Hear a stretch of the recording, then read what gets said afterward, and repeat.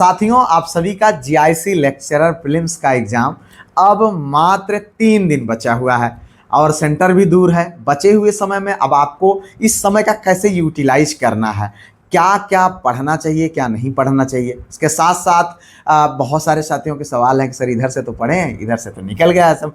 अब अपने इस माइंडसेट को कैसे मेंटेन करें, इस एग्जाम में आप टारगेट क्या रखें, इस वीडियो के माध्यम से इन सारी चीज़ों पर हम बहुत सहज तरीके से बात करेंगे।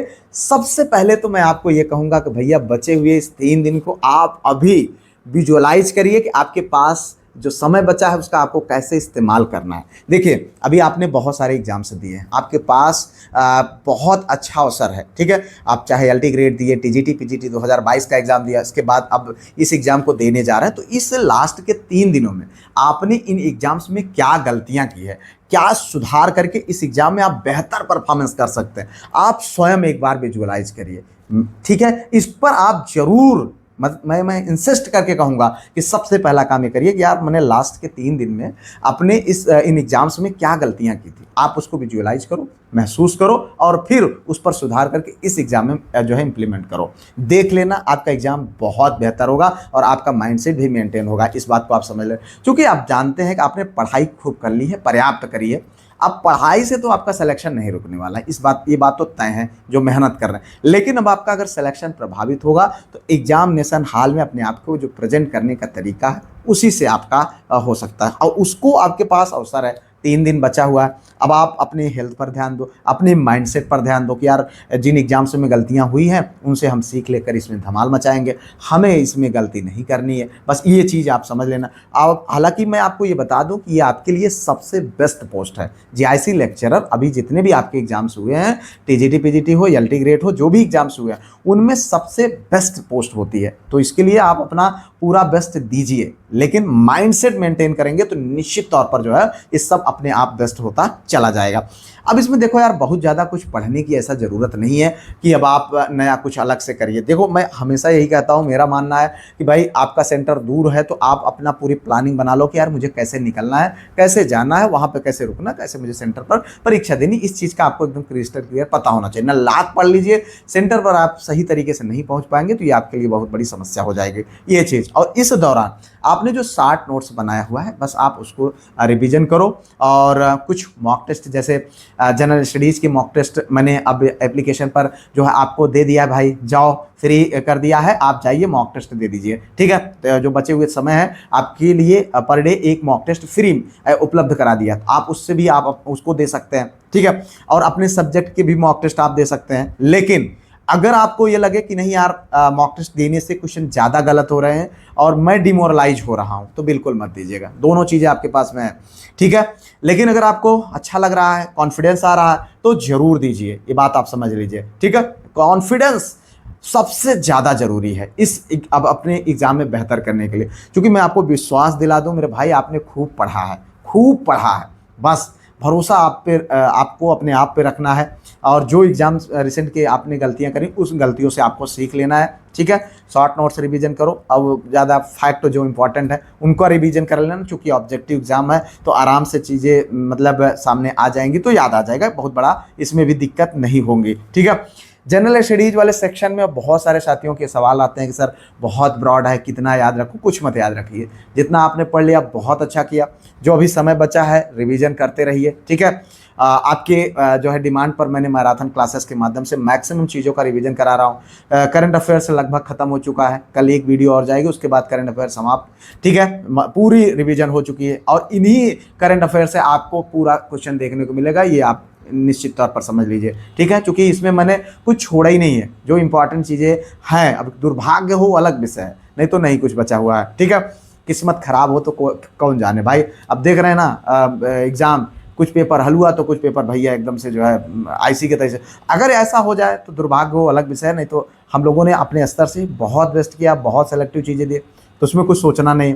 जीएस में भी आपका जो है कल जो है संविधान की क्लास गई है, रिवीजन हो गया है। जो स्पेशल प्रैक्टिस सेट थे पूरा रिवीजन करा दिया मैंने मैराथन के रूप में। और उसके साथ साथ आपका हिस्ट्री है, वो भी क्लास याद नहीं हो रही, कोई बात नहीं, आप एक बार देखे रहेंगे ना, कहीं कहीं एग्जाम में जाएंगे तो वो चीज़ें पीडीएफ चाहिए थी, मैंने भी वो उपलब्ध करा दिया है, पर जाओ ले जाओ, ठीक है, रिवीजन कर लेना, ठीक है। तो ये चीज़ें अब आपके लिए मतलब इससे शायद नहीं हो सकता है। और कुछ नया नहीं करना है, कुछ अलग नहीं करना है, ना ही कुछ अलग से ट्राई करना है अब इस समय में कि यार हमने जो टॉपिक मेरा तैयार नहीं उस पर हम अपना जी जान दे दें। नहीं, बिल्कुल मत दीजिएगा। मैं जीएस को इसलिए कर रहा हूँ कि यार देखो, आपका वैसे भी जीएस बहुत ज़्यादा तैयार नहीं होगा, लेकिन चीज़ों को अगर आप समय बच रहा है रिवीजन कर सकते हो तो कर लीजिएगा, ठीक है। तो ये चीज़ें आप इस पर ध्यान रखिएगा। और प्रीवियस ईयर थोड़ा सा पढ़ लीजिएगा, भले इस समय एग्जाम में नहीं आ रहा है, लेकिन वो बहुत चीज़ों का आईना आपको दिखाता है, उसको इग्नोर नहीं कर सकते हैं। प्रीवियस ईयर मतलब एक बहुत बड़ा चीज़ होती है, जो यूथ और ये घटना चक्र वाली किताबों में जो है एक तरीके से पूरा आपके सब्जेक्ट संबंधी चीज़ें होती हैं, वो बहुत काम की हैं आपके। और इन सारी चीज़ों से ज़्यादा काम का है आपका आत्मविश्वास। मेरे भाई, आत्मविश्वास ना आपका मतलब होना चाहिए, कमाल का होना चाहिए, ठीक है। आपको विश्वास होना चाहिए कि यार हाँ, हमने मेहनत किया है तो मुझे उसका आउटपुट जरूर मिलेगा। और ये विश्वास आपको निश्चित तौर पर सक्सेस दिलाएगा। इस बात को आप समझ लीजिए कि आप बहुत बड़ा और बहुत अच्छा करने जा रहे हैं, और इस एग्ज़ाम में सिलेक्शन के बाद ये आपके लिए बहुत अच्छा होने वाला आपके जीवन में, ये बात आप मान लीजिए, ठीक है। अब बहुत सारे साथी कहते हैं कि सर सेफ स्कोर क्या रखा जाए इस एग्ज़ाम के लिए। हालांकि मैंने कई बार इस बात पर चर्चा किया है कि बहुत सारी चीज़ें भाई आपके एग्ज़ाम के पेपर पर निर्भर करती हैं, ठीक है। पेपर बहुत टफ आ जाएगा तो कुछ भी नहीं हो सकता है, लेकिन ये बात समझ लो कि यार 80 से 85 के बीच में एक आइडियल, अगर जैसा अभी तक पेपर आए हुए हैं 80 के 85 या 80 से 90 के बीच का स्कोर एक बहुत सेफ और अच्छा स्कोर होगा, क्योंकि सीटें कम है, कैंडिडेट्स ज़्यादा हैं, ठीक है। तो और सब लोग इस समय भाई पढ़ करके आ रहे हैं, 3-3 4-4 एग्ज़ाम दिए, उनके पास एकदम बढ़िया अनुभव है, अच्छा एग्ज़ाम अपने इस एग्ज़ाम में बेहतर करने का उनके पास चांस है। तो चांस अच्छा है कि यहाँ पर अगर सब कुछ ठीक ठाक रहा जैसा कि अभी तक इसके पेपर जो है पूर्व में आए हैं और पूर्व में जो कट ऑफ गई है, उनके हिसाब से 80 से 90 का किसी भी विषय का स्कोर एक बेहतर स्कोर होगा। अब इसको आप कम से कम अपने जनरल स्टडीज में 15 और अपने सब्जेक्ट में 65 से 75 के बीच में स्कोर आप मान लीजिए। जो जनरल स्टडीज में आप बेहतर कर पाएंगे 15, 20, 25, 30, या जो पहले से पढ़ रहे हैं तो भाई जाहिर सी बात कर सकते हैं, क्योंकि आप समझ लीजिए कि मैं आपको बार बार बता रहा हूँ कि उत्तर प्रदेश लोक सेवा आयोग अपने जो शिक्षक भर्तियाँ होती हैं उनमें बहुत ज़्यादा एक्सपेरिमेंट नहीं करता है। प्रीवियस ईयर क्वेश्चंस का बहुत बड़ा रोल होता है, और वही चीज़ें मैंने आपको दिया हुआ है। बहुत सारे साथी रिवीजन करना चाहते हैं तो पीडीएफ मैंने 49 में उपलब्ध करा दिया है, ऐप आपके हवाले कर दिया। जाओ भाई, जितना हो सके आप पढ़ लो, रिवीजन कर लो, ठीक है। अलग कुछ भी बहुत ज़्यादा ऐसा नहीं है कि यार जो चीज़ें आपने बिल्कुल नहीं पढ़ा है अब आप उसको करने का प्रयास करो, ठीक है। तो ये सारी चीज़ें आपके लिए, आपके इस एग्ज़ाम के लिए बहुत काम की हो सकती है।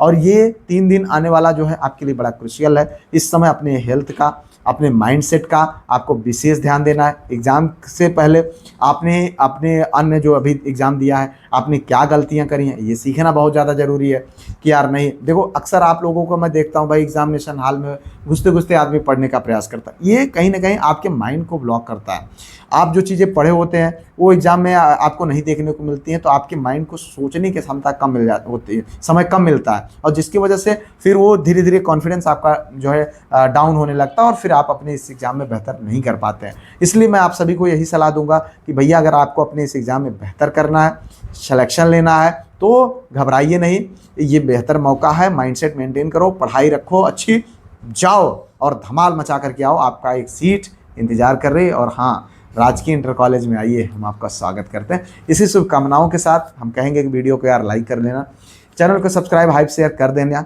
मिलते हैं किसी और वीडियो में किसी और टॉपिक पर, और आपके इस एग्ज़ाम के लिए आपको शुभकामनाएं देते हुए तब तक के लिए जय Hind, Vande Mataram, best of luck.